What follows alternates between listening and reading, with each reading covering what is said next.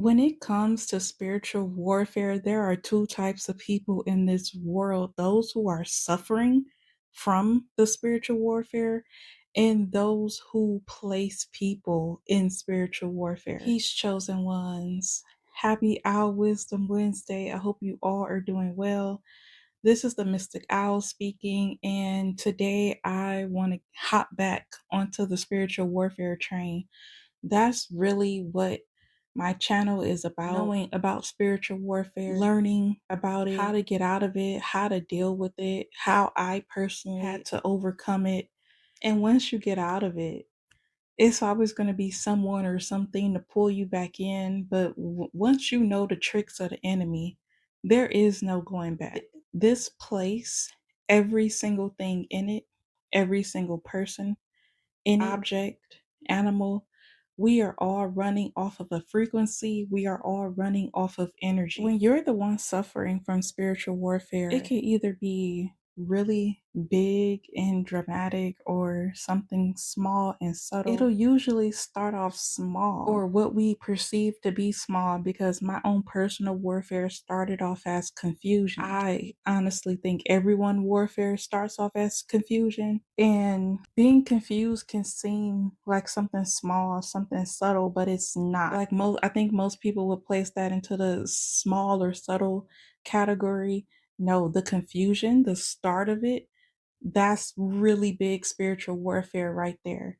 When you don't know what's going on, when you don't know yourself, when you're confused about your own personal life, when you're confused about someone else's life and how they feel about you, that should be an immediate check in with yourself. Something is going on here. Because when you are confused about the way a person feels about you, you're confused for a reason. There has to be some type of conflicting energies going on, because you think that this person is your friend, your family. You think that you are cool with this person, but the confusion is coming from they don't really like you like that. They don't really want to deal with you like that. Like on a soul level, they'll deal with you on a surface level. It's because you're beautiful inside and out. It's because you carry the light. This is why you're in warfare in the first place. When people carry light inside and outside of them, that warfare is not going to come from another person who carries the light inside and outside of them. It's going to come from a person who carries darkness inside of them. That's what that is. You're doing the work, you're staying in your lane, but there's still this confusing energy in the air. That's warfare, and that's how it starts off. Why would this person do this? Why would this person say this? Why do I feel this type of way when I'm around this person or these people? Why don't I want to be around these people? Like former friends or family members. It's a reason. And when you ignore those reasons, when you brush those reasons off, even if you don't know what they are, but you just feel it in your chest, you feel it in your stomach, you feel it in your bones, literally. When you ignore those reasons, they're going to make you pay for not seeing the truth and for not knowing the truth. And that's how the warfare starts. That's how you get reeled in. You're being targeted because you're a threat to the system, to the status quo, to the low vibrational energies. These energies work through people. You're a threat to the energy, not necessarily a threat to the human, to the physical body, but you're a threat to the spiritual body. You're a threat to their energy. They feel like they have to threaten you back, even though you don't even know you're a threat. You don't even know why these people have a problem with you. You don't even know why they want to be around you for malicious intentions. You just don't even know, because you're too busy healing and staying to yourself and minding your business. This is why having your intuition activated and your discernment antennas always up is so important. And then we have the other side, the people who put other people in spiritual warfare. And we already know some people do this intentionally and maliciously, and some people just, they're confused themselves. They're in their own spiritual warfare, so they want you to be in warfare with them, kind of like misery loves company type of energy. So there are people who intentionally place others in spiritual warfare, and then there are people who unknowingly place others in spiritual warfare But just because they're not knowing doesn't mean that they're not harming. Okay, it's still harm, it's still warfare. Most of these people who place people in spiritual warfare intentionally, they are envious, jealous, unhealed. They have their own trauma, but instead of healing their trauma, they weaponize their trauma. They use gossip, nasty, malicious, spiritual slander, gossip, and they consciously or subconsciously, it could be both, they try to dim the light of anyone or anything that reminds them of what they've suppressed, of what they had to go through, what they had to experience. They're the ones that are initiating conflict because they simply can't and refuse to find peace within themselves. So there's this external energy of, if I'm not healed and peaceful, I'm gonna make everybody else around me unhealed and unpeaceful. Some of these people do this intentionally. Some of these people do this unknowingly.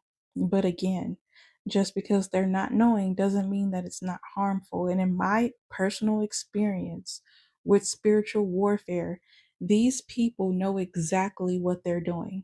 Do not be fooled. They know exactly what they're doing. This is why when you call them out on it, they get so upset and so triggered. Because if it was truly a mistake or a misunderstanding, when you call someone out on it, they would be open to hearing what you have to say. They would be open to fixing that thing or healing that issue. They would be open to it.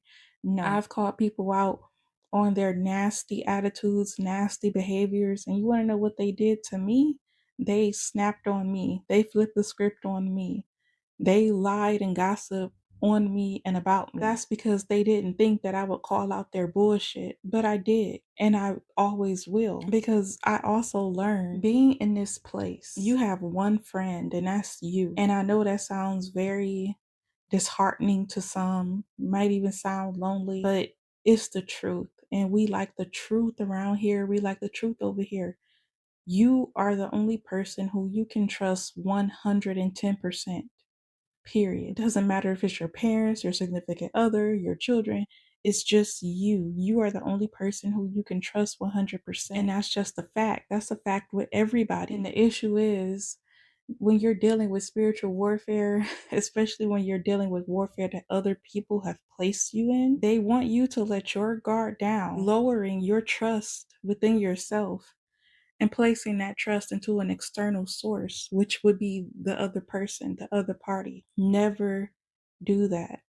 I don't care if someone says they got you, you need to have you first. You need to have you as well, just in case. Because we know that we live in a place where anything can and will happen, especially if you are not prepared. The best way to get out of spiritual warfare, to navigate through spiritual warfare, is first understanding and realizing that, hey, there might be some warfare going on here, especially when there's a lot of gossip about you.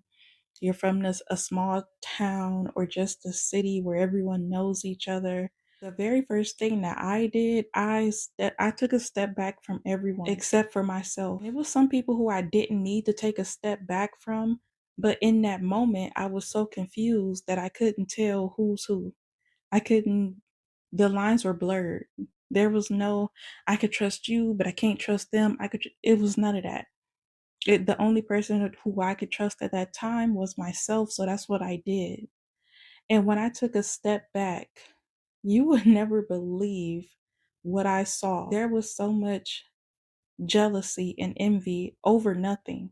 This was all energy based. And the same people who I had smiling in my face and calling me on the phone were the same people who unfortunately had some kind of secret animosity towards me, and were the same people who were contributing to my spiritual warfare while simultaneously eating off of my energy. And when you take a step back from everyone, people are going to be offended, especially when you close off your energy.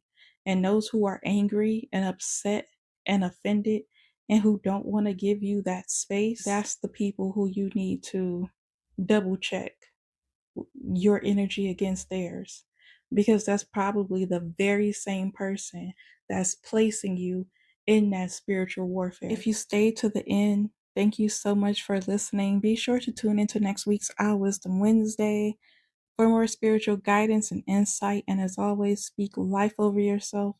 Take care of yourself, love yourself, trust yourself, and always, always protect yourself, your spirit, your discernment.